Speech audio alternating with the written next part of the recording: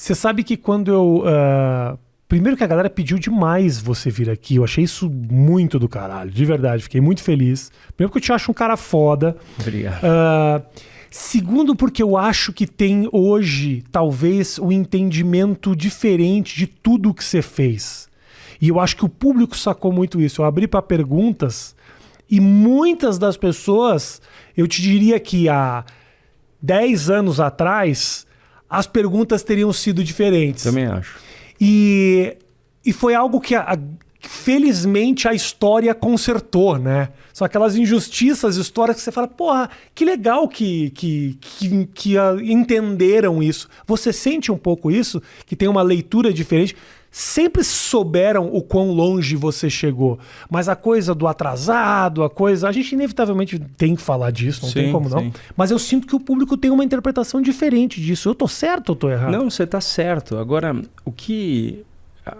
o dia que eu tive a percepção disso foi quando a coisa da rede social começou a fluir. Eu fui o primeiro piloto no Twitter a ter mais de 1 milhão de seguidores, então começou-se a dizer em 40 palavras o que eu queria dizer. Ninguém estava dizendo mais por mim.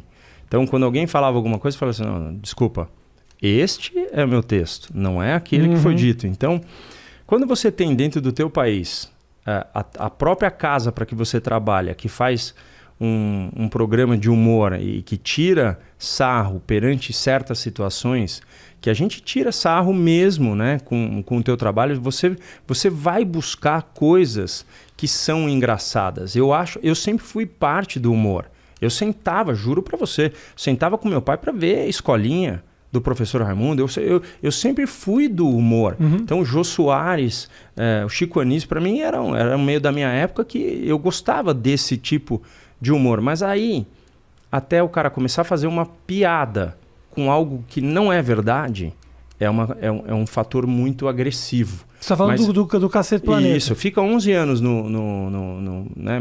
Acho que foi isso que ficou. Mas o que você fala que não é verdade? Tipo de inventário? Que tipo de mentira? Não, porque você fica brincando com o negócio do atrasado, porque o cara chegou em segundo, entendeu? Aliás, o Rubinho chegou 6 minutos antes do horário, que quase não pegou o teste. Eu brinco com muita coisa. Inclusive, você é obrigado a chegar no horário, né? Porque senão o pessoal vai ficar te enchendo o saco. E assim, as pessoas, elas têm o direito de fazer a brincadeira. Claro. Eu não posso ficar chateado com algum tipo de brincadeira, porque se o país inteiro brincou com uma história, não tem muito jeito. É que você entrou na brincadeira também, fez foram propaganda. Poucos que foram lá para verificar. O cara que teve a pachorra de verificar que o menino nasceu humilde, se dedicou. Quantas vezes ele foi campeão? Aí o cara vai lá e fala assim, puta, o cara foi campeão disso, foi campeão daquilo. Aí ele começa a se dar o valor. E assim, quando o cara anda de kart indoor, você pode ver na rede social, o cara fala assim, eu nunca mais vou falar mal do Rubinho. Ou seja, aí o cara começa a dar né? Quando a primeira vez que eu estava numa sala e vi o Guga dar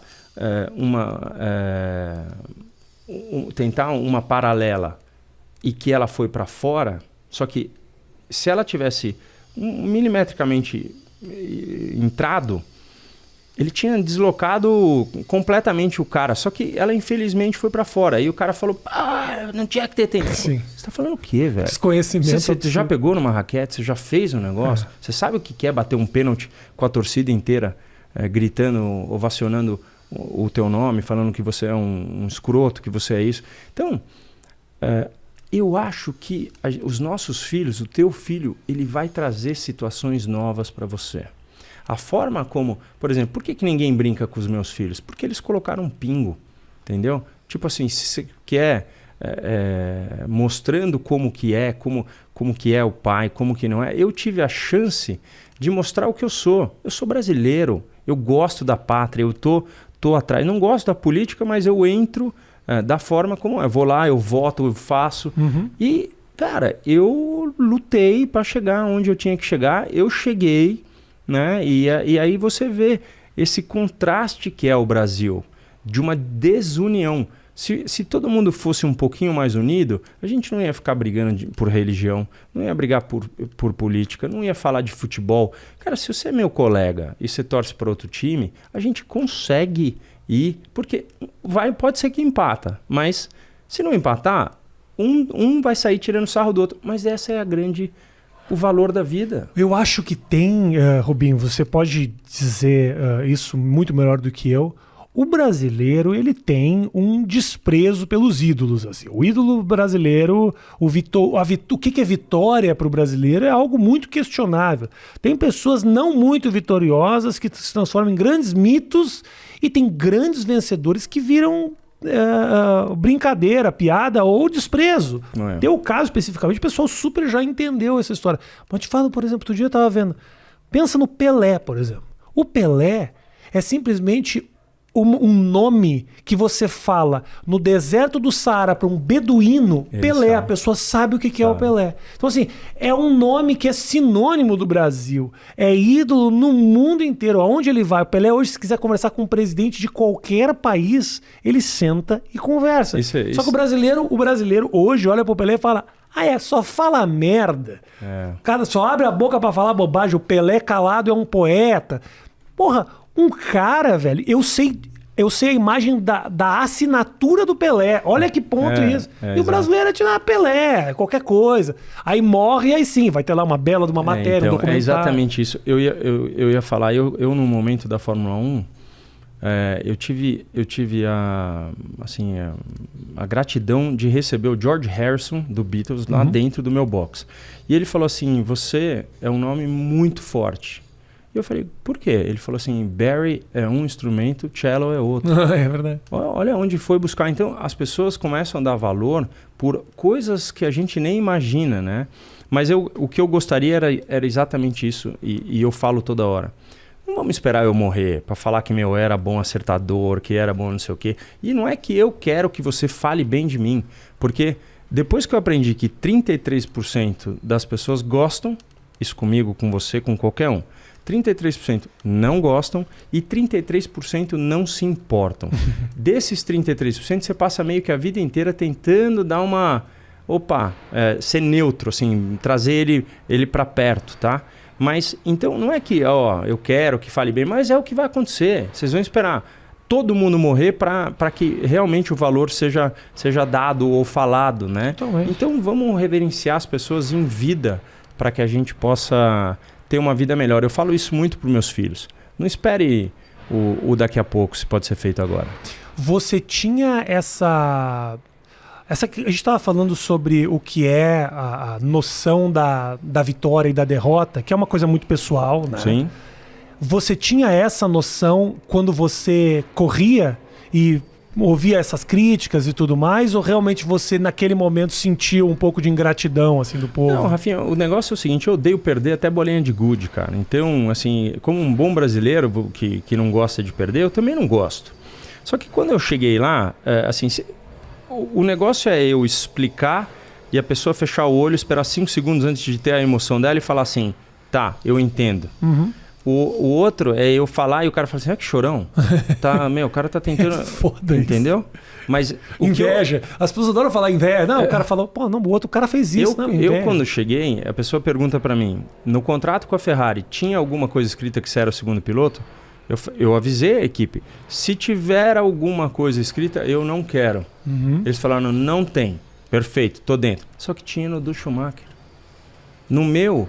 Que era o quê? Mas que dizia o quê? O carro reserva, nunca era meu. Então, era dele.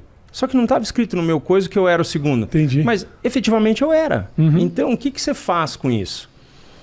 Você tem que mostrar para eles que você é tão bom quanto para que eles te deem o valor. E foi isso que eu fiz durante o tempo. No meu terceiro, quarto ano de Ferrari, o Michael nem testava mais o carro, porque ele falava: o Rubens é melhor que eu para testar o carro, ele que vai conseguir evoluir muito mais. Então, hoje, o nego lá vai lá, pega lá um carinha que tem grana e bota lá para andar na equipe. E aí, o que acontece? Quando você testa um microfone, o meu microfone é tipo A e o teu é B. Tá. Eles são muito parecidos, tá? O preço é muito parecido, mas pode ser que na tonalidade, para aquilo que você precisa, o B é melhor. Se você não souber decidir em 5 segundos, com uma volta de conhecimento, pode ser que você fique com A e depois você não venha conhecer o C, você não venha conhecer o D. Então, hoje o menino que chega lá com dinheiro, ele não dá a evolução certa para o carro e a equipe começa a ir para baixo.